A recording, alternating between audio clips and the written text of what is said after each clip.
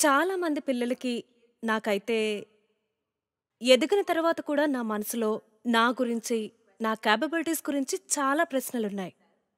ఈ self doubt అనేది ఒక సమస్యగా ఉండేది. నాకిది చాలా కాలం ఉంది. ఇప్పుడు ఓవర్‌కమ్ అయ్యాను అనుకుంటున్నాను. ఈ విషయంలో మీ వ్యూస్ ఏంటో నేను తెలుసుకోవాలనుకుంటున్నాను. సెల్ఫ్ డౌట్‌ని ఎలా ఓవర్‌కమ్ అవ్వాలో చెప్పండి. ముఖ్యంగా యూత్‌లో.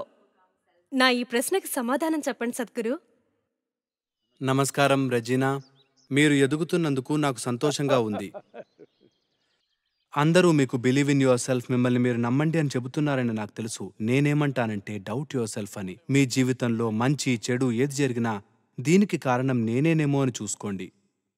సరిగ్గా గమనించి అది మీరు కాకపోతే అప్పుడు ఎదుటి వాళ్లలో ఏమన్నా ఉందా అని చూద్దాం. కొంతమంది కాన్ఫిడెన్స్ ఉన్న మూర్ఖులు అందరినీ తోసుకుంటూ ముందుకెళ్తున్నారు. మిమ్మల్ని మీరు నమ్మడమో లేదా ఏ నమ్మకమైనా సరే క్లారిటీ లేని కాన్ఫిడెన్స్ని తెస్తుంది. ఈ భూమి మీద జరిగిన నష్టానికి, మన చుట్టూ ఉన్న జీవాలకి కలిగిన నష్టానికి ముఖ్యమైన కారణం క్లారిటీ లేని కాన్ఫిడెన్సే. మీరు చేసే పని గురించి మీకు కొంత డౌట్ ఉంటే గనుక మీరు ఆ పని చేసేటప్పుడు 10 సార్లు ఆలోచిస్తారు, అవునా? తెలివైన ప్రపంచం అలా ఉంటుంది. అందరికీ కాస్తంత సెల్ఫ్ డౌట్ ఉండాలి. సరే, ఫిజికల్‌గా, సైకలాజికల్‌గా పెరగడం విషయానికొస్తే అసలు మనం ఎదుగుతున్నామంటే ఆ గ్రోత్‌కి ఎన్నో డైమెన్షన్స్ ఉన్నాయి.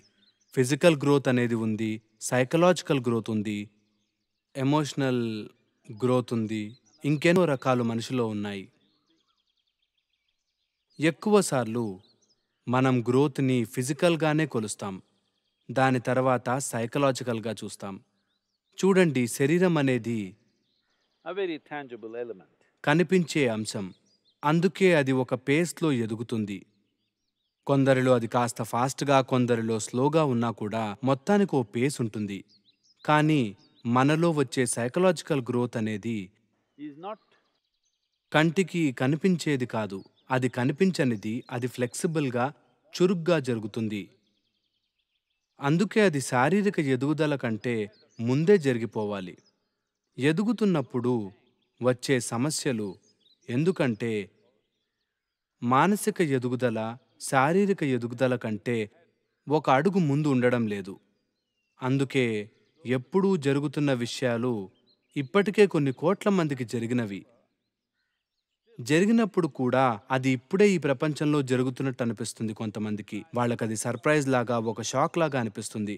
ఎందుకంటే వారి మానసిక ఎదుగుదల శారీరక ఎదుగుదల కంటే వెనకబడి ఉండటం వల్ల. this is very important.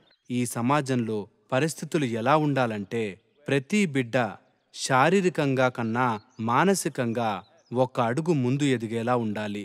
మనమిదొక్కటి చేస్తే చాలు. In your life, అప్పుడు యూత్‌లో అయినా, మిడిల్ ఏజ్‌లో అయినా, ఓల్డ్ ఏజ్‌లో అయినా మీరు దేనికి ఆశ్చర్యపోరు. ఏ పరిస్థితినైనా హ్యాండిల్ చేయడం మీకు తెలుస్తుంది. చిన్న చిన్న విషయాలకే ఏ రకమైన షాక్‌లు ఉండవు మీ జీవితంలో. ఇప్పుడు మనుషులు ఎలా ఉన్నారంటే పసివారికి డైపర్ ప్రాబ్లం, యూత్‌కి హార్మోన్ల ప్రాబ్లం, మిడిల్ ఏజ్ వారికి వారి సమస్య ఏంటది, మిడిల్ ఏజ్ క్రైసిస్. సరే, ఓల్డ్ ఏజ్‌లో ఎలాగో ఉంది. ఏ స్టేజ్‌లో ప్రజలు బాధపడట్లేదో నాకు చెప్పండి. వారికి సమస్య కాదో చెప్పండి. జీవితం ఒక ప్రాబ్లం కాదు, అదొక ప్రాసెస్. అసలు విషయం దానికి మీరు ప్రిపేర్ అయ్యారా లేదా అన్నదే ప్రశ్న.